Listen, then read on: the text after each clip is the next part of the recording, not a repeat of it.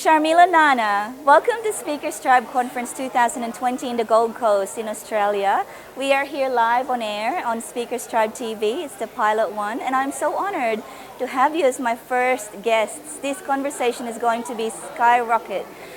So thank you first of all. Now, Sharmila, you are an influencer, you're an international speaker, and you help so many people to do what you love to do yourself as a speaker bureau. So can you please share with us about your passion about speaking and about helping others to share that message and your journey so far? I'd love to hear. Well, a lot of the work I do is behind the scenes. So I'm the person that helps get the speaker to the stage. And today I talked about the speaker being the gift to the audience. So I'm sometimes often removed from the end result of the audience. I call it the ripple effect. So I don't often get to see the magic that happens from the stage to the speaker, because my area of expertise is listening to clients and finding them the exact right speaker for that exact right moment, for that audience, for their topic, for that time. So in a lot of ways, I love to sit behind the scenes like today and watch the audience and see their reaction to the speaker, because it gives me so much joy to see people writing notes and taking photos, and just after Lisa, feeling inspired to do something. Because part of what my job is to help people think, feel, know, or do something differently. And I get to facilitate that by bringing all kinds of speakers to the stage. So that's the big passion of mine. Yep, and it's like you say, it's a ripple effect. You might not be there front line, but by making sure that the right speaker is in front of the right audience, absolutely, the effect that you have is quite immense. I mean, it could be the be-all and end-all of someone's breakthrough or life decision.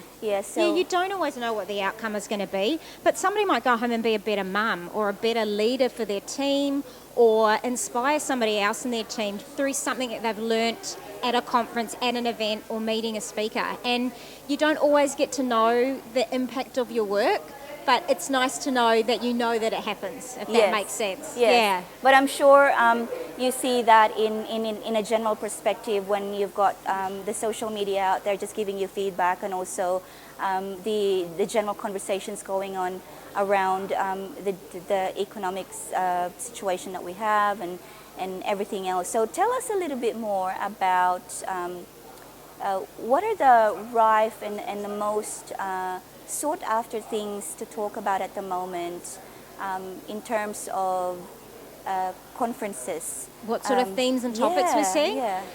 Absolutely, asking for future and trends a lot. And as I said today, there are a lot of futurists that sit in different spaces. So some are more traditional futurists that have a bit of a foot in the world we live in and a couple of years into the future. Like a lot of people want to know what's happening. They want a bit of certainty in an uncertain world. So futurists are really good. They're like, this is the trend. This is the technology you need to be aware of, as sort of Tony was talking about today. But the good futurists make it relevant to their audience. So what do you need to be looking out for? What do the trends mean, and how do they translate to your industry? And as I said, leadership is a huge topic. And it's not just leadership, positional leadership, it's leadership of self. How do we empower people to step up and be good self-leaders and teammates? And how do we inspire leaders? And what are people looking for from leaders today? What people are looking for from leaders today is so different as new generations come through. Their expectations are different. And the leadership style of the people leading them haven't necessarily changed. So you can get a bit of friction, and I'm often asked to help solve something that maybe isn't going so well, or a pain point or a challenge. And organisations are quite often asking me. So communication, leadership, future trends, and of course mental health and resilience. They want people to have the tools to be able to take sort of the setbacks and the knocks that life and business and work will give you. So those are what we get privy to a lot of conversations with different industries. So not-for-profit, corporate, finance, law. There are some trends that are the same no matter who you are or what you do, and some trends are industry specific. Yeah, awesome. Thank you for sharing that. So we do have in our wider community many speakers who really want to share their message out there. And for many as well, the field of the different lanes in futurism, for example, or the different fields in health and well-being, for example, can get a little bit meshed up. So if you had, as a speaker bureau in the industry for a long time now, if you had a couple of wisdom there that you could share to our speakers on how they can really hone their message and really hone that craft so they can deliver exactly what they're best at, you know, what they're really overflowing with, the value that they can really offer. How would that evolve for them? I believe there's an audience for all the right messages, and it's how you deliver that message and how you find that audience to hear your message. Because some of your speakers are storytellers, that they're using their story to inspire or motivate others, and some have areas of expertise.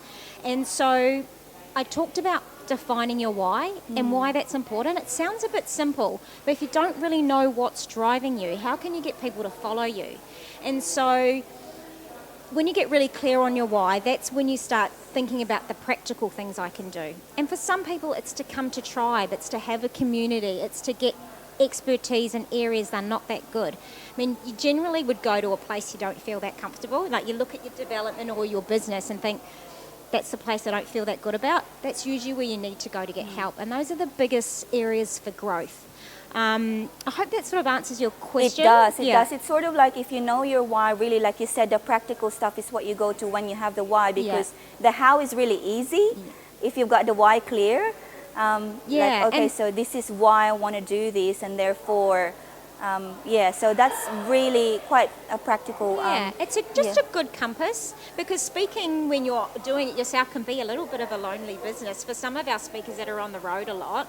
And so to have that to check back in and then have a support system or a tribe or people to support you when you're not on the road or you're not speaking, I think those things are important. And like I said, it's sort of a compass. So it just brings you back to, I'm having a tough day, I had a tough audience, I've got to go back to why I'm really doing this, realign, just recalibrate, and then jump back into it. That's a really great tip, because as a speaker, I know what that's like, sleeping in hotel rooms alone for and calling your family, Skyping them, and they're like thousands of miles away. But you are a parent yourself, like me, and you have a very, very busy life. I have just one fun question for you. How do you keep Sharmila centered and radiant? Every time I see you, you just have this bright smile and things to offer people. Droplets of pearls of wisdom. And so how do you keep Sharmila? It's such a nice thing for you to say. That's such a compliment. So firstly, thank you for that. I have a part that's for me. I have some boundaries that are for me. I have some boundaries around my health, and I have boundaries around my time. So I have time to recalibrate, to exercise, to rest. But when I'm on, like I'm present. Like if I'm on, my word of the year is presence. So my idea is to be present at whatever I'm in, and it's not always easy, but that's how I manage it for me. That works for me. There are always commitments that you need to uphold, and people always want something for you, but I have some really clear boundaries around what I need, because if I don't work, then like nothing else works in my life. So you need to set some boundaries that work for you. And that's an ever-moving puzzle, because, you know, life can throw you anything. But I'm really trying to be present where I am, and when I'm required to be on, I'm on. Yeah, that's such a lovely tip, because as you evolve, your boundaries evolve too. And knowing your why the whole time you're evolving is being aware of your boundaries as it evolves on its own. And therefore knowing what your limitations is, but how present you must be.